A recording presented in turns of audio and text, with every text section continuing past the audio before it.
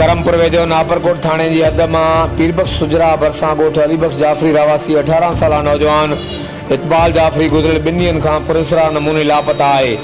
वारसन पारां नौजवान के अगवा थियण जो ख़दशो ज़ाहिर किया वियो आहे। गोठ इलाके की जाफरी बिरादरी वरी तइदाद में सुजरा लाड़े ते पहुतल है। गोठणनि पारां रोड बंद करे इंडस हाईवे ते धरणे हणण जो इम्कान है। लापता नौजवान के घर में रोज राड़ो इलाके में खौफ पकड़ियल है। होदा DSP खानपुर अब्दुल मालिक भुट्टो और SHO नापरकोट अब्दुल शकूर लाखो पुलिस हटालन की मदद से इलाके में लथल हैं। पुलिस पारां वाक़े की जांच कई पई वञे। हर वक्त आगाह लाइ ॾिसंदा रहो JTN वेब न्यूज़ करमपुर।